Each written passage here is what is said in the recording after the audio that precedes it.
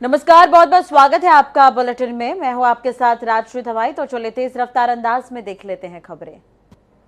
उत्तर प्रदेश में 5वें चरण के लिए प्रचार थम चुका है, लेकिन अब छठे चरण के लिए सारे राजनीतिक दल चुनावी मैदान में अपनी पूरी ताकत झोंकने के लिए उतर चुके हैं। प्रदेश के 12 जिलों की 61 विधानसभा सीटों पर रविवार यानी कि कल सुबह 7 बजे से वोटिंग होगी। राज्य में हो रहे चुनाव के 5वें चरण में 61 सीटों में से 13 सीटें आरक्षित हैं। 5वें चरण के 12 जिलों में अमेठी, रायबरेली, सुल्तानपुर, चित्रकूट, प्रतापगढ़, कौशांबी, प्रयागराज, बाराबंकी, अयोध्या, बहराइच, श्रावस्ती एवं गोंडा विधानसभा क्षेत्रों में मतदान होगा।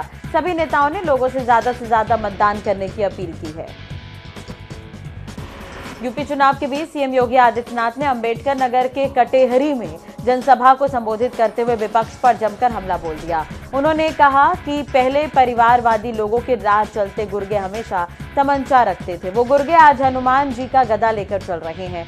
2022 में हारने के बाद लोकसभा से पहले इनके परिवार के ज्यादातर लोग राम भक्तों के साथ कार सेवा करते दिखेंगे। सीएम योगी ने कहा कि हम सभी जानते हैं कि राम मनोहर लोहिया कहते थे कि एक सच्चे समाजवादी को संपत्ति और संपत्ति से दूर रहना चाहिए, और लेकिन ये आज के कथित समाजवादी सहयोग सबका चाहते हैं, लेकिन सैफई का विकास चाहते हैं। ये चाहते हैं सब कुछ इन्हीं के परिवार को मिले। उत्तराखंड के पूर्व मुख्यमंत्री हरीश रावत ने प्रधानमंत्री नरेंद्र मोदी से यूक्रेन में फंसे उत्तराखंड के छात्रों को सकुशल भारत वापस लाने की अपील की है। हरीश रावत ने कहा कि भारत के नागरिकों की सुरक्षा बहुत जरूरी है और उनको सुरक्षित स्थान पर ले जाना भारत सरकार की पहली प्राथमिकता होनी चाहिए। रूस और यूक्रेन युद्ध रोकने के लिए प्रार्थनाओं का दौर यहां पर शुरू हो गया है। रूस और यूक्रेन के युद्ध को रोकने के लिए ताज नगरी में हवन पूजन किया गया और यूक्रेन में फंसे भारतीयों के वतन वापसी के लिए प्रार्थना की गई। यूक्रेन से सही सलामत घर पहुंचा रामपुर का छात्र। इस दौरान संजय दत्त शर्मा ने यूक्रेन के हालात के साथ ही वहां पर अभी भी फंसे सैकड़ों छात्रों के बारे में काफी कुछ जानकारी दी है। यूक्रेन में फंसे अमेठी के छात्र ने वीडियो वायरल कर भारत सरकार से मदद की गुहार लगाई है। वायरल वीडियो में छात्र कह रहा है कि यूक्रेन और इंडिया की सरकार हमें यहां से निकालने के लिए कोई कार्रवाई नहीं कर रही, हम बच्चे यहां पर परेशान हो रहे हैं। यूक्रेन में फंसी कानपुर देहात की जानवी कटियार ने वीडियो वायरल कर प्रधानमंत्री राष्ट्रपति से वतन वापसी की गुहार लगाई। यूक्रेन में एमबीबीएस की ये पढ़ाई कर रही हैं।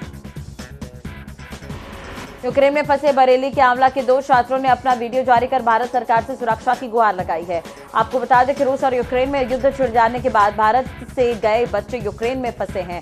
वहां फंसे बच्चों ने वीडियो के माध्यम से देश से निकालने की गुहार लगाई है। महोबा में 2 छात्र यूक्रेन से वापस आए हैं। एक छात्र अभी भी यूक्रेन में फंसा हुआ है। वहीं परिजन सकुशल वापसी के लिए भगवान से प्रार्थना कर रहे हैं। बदायूं के मोहम्मद अयाज की मां रहनुमा बी ने यूक्रेन में फंसे बेटे को लाने के लिए गुहार लगाई। मोहम्मद अयाज की मां ने मांग की है कि बेटे को यूक्रेन से लाकर उन तक पहुंचाया जाए। यूक्रेन से लौटी फर्रुखाबाद की छात्रा तान्या ने बताया कि वो यूक्रेन में रह रही फर्रुखाबाद के कई छात्रों को जानती है जो उनके साथ ही पढ़ते हैं। तान्या ने यह भी जानकारी दी कि इस समय वहां पर हालात बहुत खराब हैं। मेरे सारे दोस्त वहां पर फंसे हुए हैं और उन्हें कोई मदद नहीं मिल पा रही। तान्या ने आगे कहा कि जहां पर उनके दोस्त फंसे हैं वहां पर आसपास कई धमाके हुए हैं। उसने बताया कि विश्वविद्यालय ने पहले धीरे धीरे घर जाने की बात कही, लेकिन जैसे जैसे हालात बिगड़े तो विद्यालय ने सभी छात्रों को घर जाने की नसीहत अचानक से दे दी। छात्रों ने अपने टिकट 26 फरवरी 5 मार्च तक के लिए बुक किए हैं, लेकिन अभी अचानक हमला हो गया और उनके सभी दोस्त वहां पर फंसे हैं। तान्या ने पीएम मोदी से अपने दोस्तों को सकुशल वापस लाने की अपील की है। बरेली में आंवला के रहने वाले 2 छात्रों को लेकर परिजनों ने आज फिर एसडीएम को एक चिट्ठी लिखी है। पत्र में छात्रों को सकुशल भारत लाने के लिए सरकार से अपील की गई है।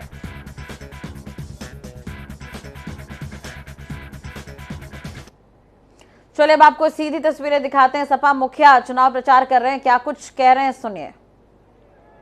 आपसे वादा किया गया कि इनकी सरकार बनेगी तो किसानों की आय 2 गुनी हो जाएगी। आप में से बताओ किसान भाइयों, कितनों की आय 2 गुनी हो गई?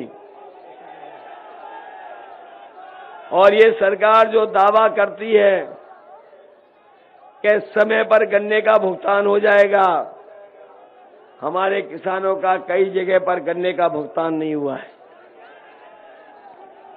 जो लोग कहते थे 15 दिन के अंदर हो जाएगा, वो 15 दिन के अंदर नहीं करा पा रहे हैं। चीनी मिलों के चक्कर भी काटने पड़े, धरने भी बैठना पड़ा।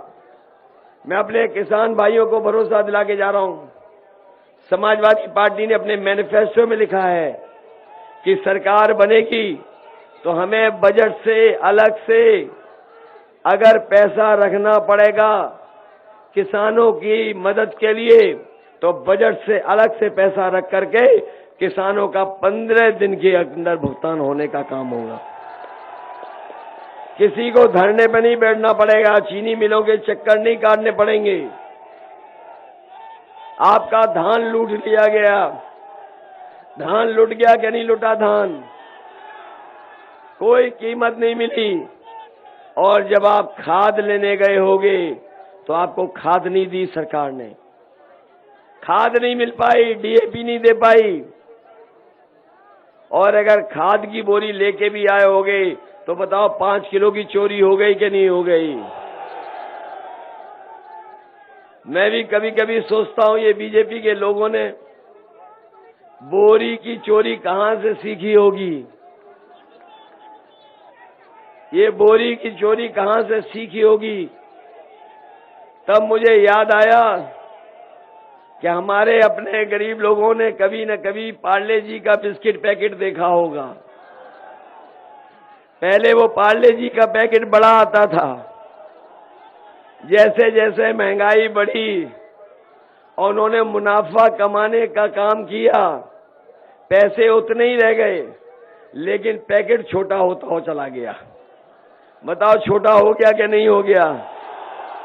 बीजेपी वालों ने बोरी की चोरी वहीं से सीखी है। और याद रखना किसान भाइयों, अभी तो ये 5 केजी निकाल रहे हैं, अगली बार सरकार बन जाएगी तो हो सकता है 10 किलो निकाल ले।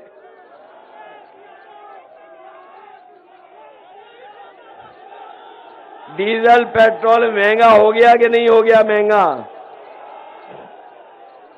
डीजल पेट्रोल हो गया महंगा कि नहीं हो गया। डीजल महंगा है, पेट्रोल महंगा हो गया।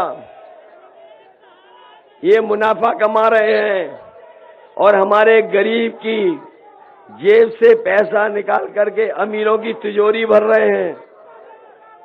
अगर हमारा गरीब बैंक से लोन लेने जाए तो उसका घर मकान गिरवी रख लेते हैं और कई बार नीलाम वाली स्थिति बन जाती है और नीलाम तक हो जाती है। अभी आपने देखा होगा कि 28 बैंकों का पैसा लेकर के एक उद्योगपति भाग गया। याद है कि नहीं याद है? 28 बैंकों का पैसा लेके एक उद्योगपति भारत छोड़ करके चला गया। बताओ वो उद्योगपति जो भागा है वो कहां का है? बताओ ये कोई पहला उद्योगपति भागा है गुजरात का? इससे पहले भी जितने लोग भागे हैं पैसा लेकर के सब वहीं के हैं वहीं के नहीं हैं। और हमारे बाबा मुख्यमंत्री जो हैं, ये जो बाबा मुख्यमंत्री हैं, इनकी शकल पे 12 बज गए कि नहीं बज गए? तो बलरामपुर में अखिलेश यादव की जनसभा चल रही है और ये सीधी तस्वीर हम आपको दिखा रहे हैं। हर चरण में बढ़त सपा बना रही है, कहना है अखिलेश यादव का। हालांकि 4 चरण के मतदान हो चुके हैं और जहां जहां पर भी सपा मुखिया पहुंच रहे हैं वहां पर जीत के दावे करते हुए नजर आ रहे हैं। इस बार 6वें चरण का चुनाव प्रचार चल रहा है और फिलहाल ये तस्वीर आप देख रहे हैं बलरामपुर से, जहां पर अखिलेश यादव की जनसभा हो रही है। चलो एक बार फिर नजर डाल लेते हैं तेज रफ्तार अंदाज में खबरों पर। तो ललितपुर में एसटीएफ और पुलिस को बड़ी सफलता मिली है। पुलिस ने मुखबिर की सूचना पर 2 तस्करों को गिरफ्तार किया है। गिरफ्तार तस्करों के पास से पुलिस ने 11 क्विंटल 58 किलो गांजे बरामद किए हैं। अलीगढ़ में पुरानी रंजिश को लेकर दबंगों ने महिला समेत परिवार के साथ जमकर मारपीट की है। मारपीट की सूचना मिलते ही मौके पर पहुंची पुलिस मामले की जांच कर रही है। इधर कासगंज में पुलिस को बड़ी सफलता मिली है। 24 घंटे पहले हुई दिव्यांग पुलिस की हत्या का यहां पर पुलिस ने खुलासा कर दिया है। मृतक का भतीजा ही चाचा का हत्यारा निकला। बदले की भावना से भतीजे ने ही गला रेत कर चाचा की हत्या कर दी। अलीगढ़ के थाना जवा क्षेत्र में किन्नर को गोली मारने वाले अज्ञात हमलावरों के खिलाफ कार्रवाई को लेकर दर्जनों किन्नरों ने एसएसपी को प्रार्थना पत्र देकर न्याय की मांग की है। अलीगढ़ में युवक ने पेड़ से फांसी लगाकर आत्महत्या कर ली, जिसके बाद सूचना मिलते ही मौके पर पहुंची पुलिस ने शव को कब्जे में लेकर पोस्टमार्टम के लिए भेज दिया है और मामले की जांच कर रही है। अलीगढ़ में बंगाल के छात्र अनीस की हत्या के विरोध में एएमयू छात्रों ने प्रोटेस्ट निकाला। प्रोटेस्ट में एएमयू छात्रों ने मार्च निकाला है। इस दौरान छात्रों ने कहा कि ममता सरकार को मुसलमानों ने बनाया है तो हटाना भी जानते हैं। बिजनौर में कुएं में गुलदार का शव मिलने से इलाके में सनसनी है, जिसके बाद सूचना मिलते ही मौके पर पुलिस पहुंची। वन विभाग की टीम यहां पर पहुंची थी। कड़ी मशक्कत के बाद गुलदार के शव को कुएं से बाहर निकाला गया। आगरा में ताज महोत्सव 20 से 29 मार्च तक आयोजित किया जाएगा। ताज महोत्सव के टिकट का शुल्क 50 रुपए रखा गया है। वहीं डांस और अन्य कार्यक्रमों के लिए पर्यटन विभाग से आवेदन किया जा सकता है। आगरा में बिना मानकों के भी एम्बुलेंस को संचालित किया जा रहा है। जर्जर एम्बुलेंस भी संचालित हो रहे हैं। एम्बुलेंस में मरीजों के लिए पर्याप्त व्यवस्था भी नहीं होती। मुरादाबाद में यूक्रेन में फंसे स्टूडेंट्स की सलामती के लिए परिजनों ने केंद्र सरकार से गुहार लगाई है। छात्र यूक्रेन में एमबीबीएस की पढ़ाई कर रहा है। छात्र की वतन वापसी के लिए परिजन परेशान हैं। आगरा में दुकान में स्मार्ट वॉच देखने के बहाने युवक वॉच लेकर फरार हो गया, जिसके बाद सूचना मिलते ही मौके पर पुलिस पहुंची और सीसीटीवी फुटेज के आधार पर जांच जारी है। हाथरस के सादाबाद क्षेत्र में अज्ञात कारणों के चलते कोल्ड स्टोरेज में भीषण आग लग गई, जिसके बाद सूचना मिलते ही मौके पर पुलिस पहुंची और फायर ब्रिगेड की मदद से आग पर काबू पाया जा सका। औरिया के दिव्यापुर थाना क्षेत्र में युवक का शव खेत में पड़ा मिला। युवक की गोली मारकर हत्या की गई है, जिसके बाद पुलिस इस पूरे मामले पर जांच कर रही है। हमीरपुर के सरीला ब्लॉक में शराब के नशे में धुत प्रधान अध्यापक ने विद्यार्थियों के साथ और माता पिता के साथ भद्दी भद्दी गालियां दी हैं, जिसका वीडियो सोशल मीडिया पर वायरल हो रहा है। लखनऊ के हजरतगंज क्षेत्र में कार सवार ने युवक के साथ यहां पर दबंगी दिखाई। असलहा निकालकर युवक को धमकाया गया, जिसका वीडियो भी सोशल मीडिया पर वायरल हो रहा है। कुशीनगर के पडरौला कोतवाली क्षेत्र में अज्ञात बदमाश सरेआम युवक को गोली मारकर फरार हो गए, जिसके बाद सूचना मिलने पर पुलिस पहुंची। घायल युवक को इलाज के लिए अस्पताल में भर्ती करवाया गया। सहारनपुर के बलियाखेड़ी ब्लॉक क्षेत्र में छप्पर में आग लगने से 3 पशु बुरी तरह से झुलस गए। आसपास के लोगों ने कड़ी मशक्कत के बाद आग पर काबू पा लिया। हरिद्वार में राज्य कर विभाग की टीम ने गुटखा पान मसाला कारोबारी के गोदाम में छापेमारी की। छापेमारी के दौरान टीम ने व्यापारी का लाखों का सामान जब्त किया है। राज्य कर विभाग की ओर से जब्त किए गए माल का जो आकलन है वो किया गया और आगे की कार्रवाई जारी है। 11वें ज्योतिर्लिंग भगवान केदारनाथ के कपाट खुलने की तारीख घोषित होने का भक्त बेसब्री से इंतजार कर रहे हैं। 1 मार्च को महाशिवरात्रि पर्व पर बाबा केदार के शीतकालीन गद्दे स्थल ओमकारेश्वर मंदिर उखी मठ में इस तारीख की घोषणा कर दी जाएगी, जिसे लेकर मंदिर समिति ने भी तैयारी शुरू कर दी है। जिला प्रशासन भी यात्रा को सुव्यवस्थित बनाए रखने के लिए तैयारियां कर रहा है। साथ ही प्रशासन, पुलिस, बीकेटीसी और यात्रा से जुड़े तमाम विभाग अपने अपने कार्यों को कर रहे हैं और यात्रा शुरू होने तक सभी व्यवस्थाओं को चाक चौबंद करने का काम जारी है। देहरादून में कोरोनेशन अस्पताल में ऑक्सीजन संरक्षण के लिए प्रायोजनिक टैंक स्थापित कर दिया गया है और इसकी मदद से मरीजों को हाई फ्लो ऑक्सीजन की जरूरत पूरी हो पाएगी। हाथरस में सिकंदराव क्षेत्र में घायल अवस्था में एक युवक सड़क किनारे मिला, जिसके बाद स्थानीय लोगों ने घायल युवक को इलाज के लिए अस्पताल में भर्ती करवाया, जहां युवक का इलाज जारी है। बाराबंकी के फतेहपुर कोतवाली क्षेत्र में एक दरोगा ने फांसी लगाकर आत्महत्या कर ली, जिसके बाद सूचना मिलते ही पुलिस मौके पर पहुंची। शव को कब्जे में लिया है और पोस्टमार्टम के बाद आगे की कार्रवाई जारी है। अमरोहा के गजरौला क्षेत्र में उमंग डेयरी की फैक्ट्री से निकलने वाले गंदे पानी से किसानों की फसल खराब हो रही है, जिसके चलते खेत स्वामियों की शिकायत पर एनजीटी ने 4 करोड़ 85 लाख का जुर्माना लगाया है। अलीगढ़ में बाराबंकी जिले के 3 साल की बच्ची के दिल में छेद, दिल की नसें उल्टी और उनमें रुकावट के कारण सांस लेने में तकलीफ थी, जिसे अलीगढ़ मुस्लिम विश्वविद्यालय के जवाहरलाल नेहरू मेडिकल कॉलेज में भर्ती करवाया गया, जहां डॉक्टरों की टीम ने सफल सर्जरी कर बच्ची को नई जिंदगी दी है। इटावा के बड़पुरा ब्लॉक क्षेत्र में शॉर्ट सर्किट की वजह से समरसेबल में आग लग गई, जिसके बाद सूचना पर पहुंची फायर ब्रिगेड की टीम ने कड़ी मशक्कत से आग पर काबू पा लिया। अमरोहा के देहात थाना क्षेत्र में खेत गए किसान पर तेंदुए ने जानलेवा हमला कर दिया, जिससे किसान ने बामुश्किल भागकर अपनी जान बचाई। वहीं तेंदुए की खबर से ग्रामीणों में दहशत का माहौल है।